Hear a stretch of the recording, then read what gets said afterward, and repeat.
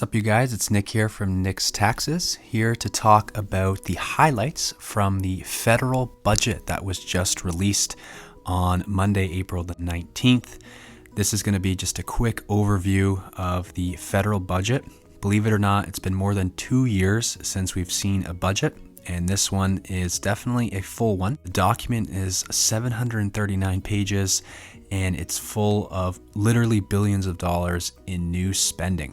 And these funds are going to be spread amongst a number of different groups, such as seniors, students, parents, small business owners, etc. And Ottawa is really going to focus on trying to bolster Canada's recovery from these lockdowns and from COVID-19.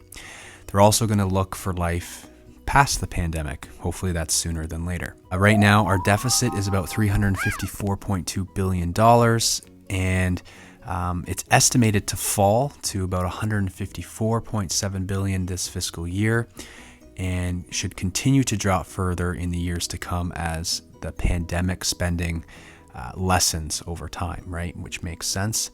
But as promised, we're going to get into some of the highlights from the budget.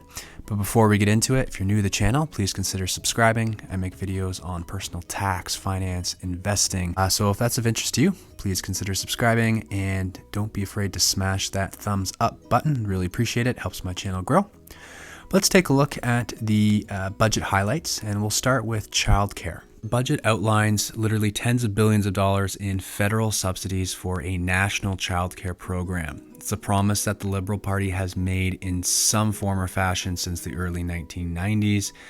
Childcare support became a point of national debate during the pandemic lockdown as parents with young children struggled to juggle work and family responsibilities.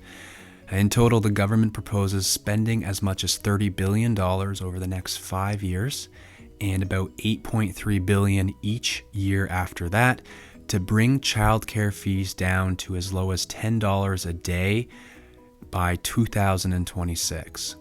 The proposal, which requires negotiation with the provinces and territories, would split the subsidies evenly with those governments and target a 50% reduction in childcare fees by the end of 2022. So that could happen sooner than later.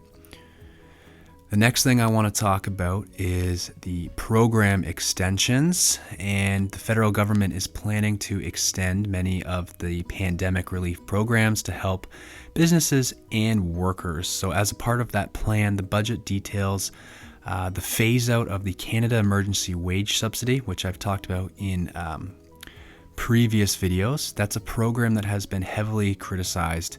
But Ottawa proposes to extend the wage subsidy until September. As you may know, it's currently set to expire in June, and that's going to cost about $10.1 billion.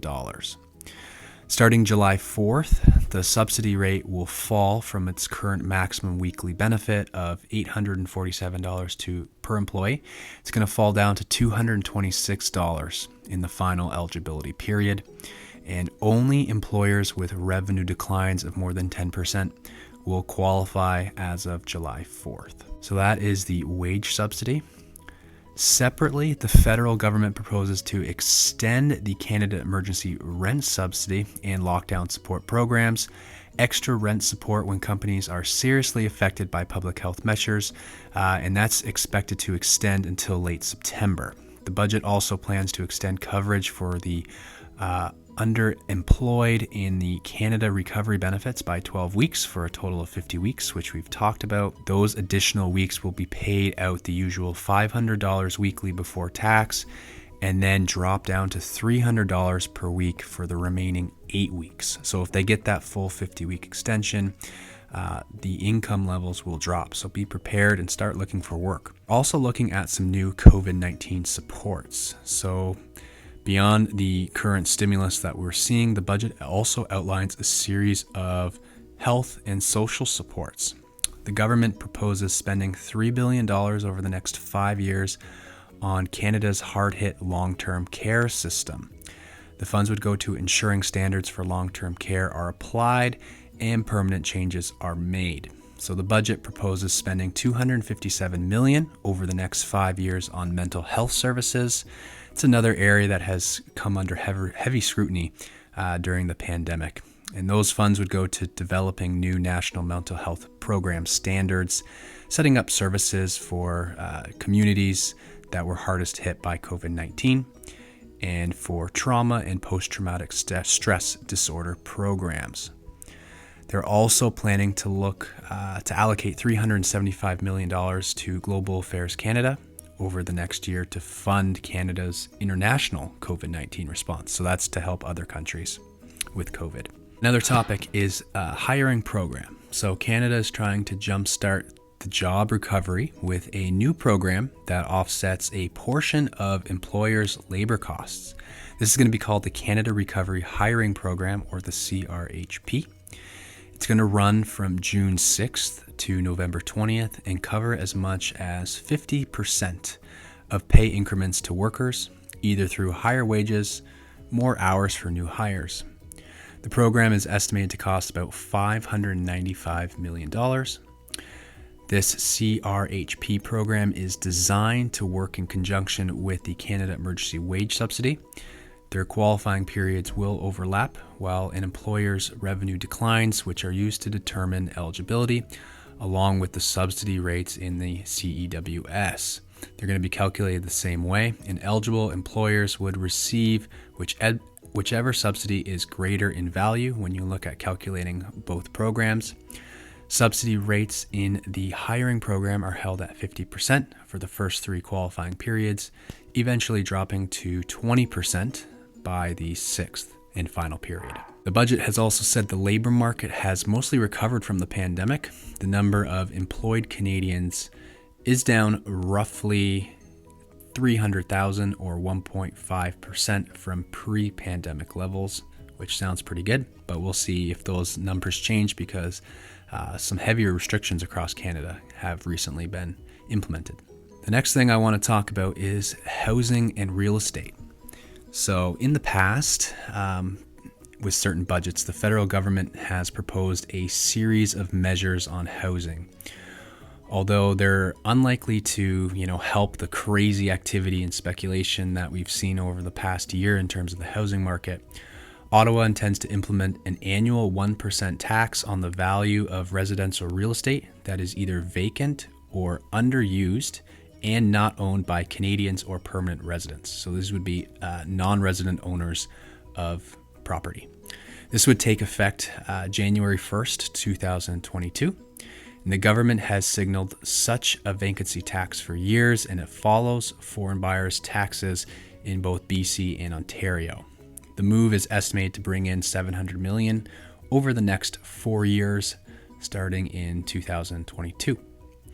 The budget also proposes to send an extra $2.5 billion to the Canada Mortgage and Housing Corp for various initiatives, including the construction of affordable housing, and plans to reallocate $1.3 billion for such things as the conversion of vacant offices into houses, which seems pretty cool. We'll see what that looks like. However, the budget was just as notable for what wasn't there, and new measures aimed at directly cooling the real estate market was nowhere to be found. Sales and prices obviously have been rising at crazy high rates, leading several Canadian banks to call for action from our government, and it doesn't seem like our government is doing anything about it at this time. Another area is in life sciences. The budget has $916 million in new spending over the next 5 years for the life sciences and biomanufacturing sector. The funding will go to organizations such as post-secondary institutions, hospitals, and grant councils to support new life sciences companies, stem cell researchers, and vaccine developers. In recent months, the federal government has been criticized for its decision to source its COVID-19 vaccine supply from other countries' production facilities. Though efforts are now in place to ramp up domestic production, first vaccines from local producers aren't expected until the end of the year. For my seniors, old age security increase for seniors over 75. Ottawa is increasing, or you could say improving, benefits for seniors via Old Age Security, OAS. The budget is proposing a one-time payment of $500 this August to Old Age Security pensioners who will be 75 or older as of June 2022. Furthermore, it would introduce legislation to boost regular old age security payments for those 75 or older by 10% on an ongoing basis as of June 2022. So that is good news for our seniors. Some other initiatives that are on the budget but not as big. Credit card transaction fees is something that has been addressed. Due to the pandemic, small and medium-sized businesses have seen uptick in credit card use, and as a result, they've seen higher transaction fees. The budget signals the government's intention to negotiate lower credit card transaction fees with credit card companies. So nothing for the consumer, but for small business owners, that's something that you might take a look at. There's also a digital services tax. So in 2020, the government signaled its intention to tax digital services. The budget now proposes a 3% tax effective Jan 1, 2022 on digital services that, quote, rely on data and content contributions from Canadian users, end quote. It would apply to businesses with gross revenue of $750 million or more. And the government estimates that this tax would raise $3.4 billion in revenue over the next 5 years. So that is some highlights from the budget. Big ones being old age security increases, dedication to cheaper childcare, and continuation of recovery benefits. Let me know what you guys think, what you're excited about, what you don't love about the budget. Let me know in the comments below. Drop this a thumbs up, and we'll go in more depth in future videos. But I just wanted to make a quick video going over the highlights since this is the hot topic right now. Anyway, I will see you guys in the next video. I'm Nick from Nick's Taxes. Happy taxing.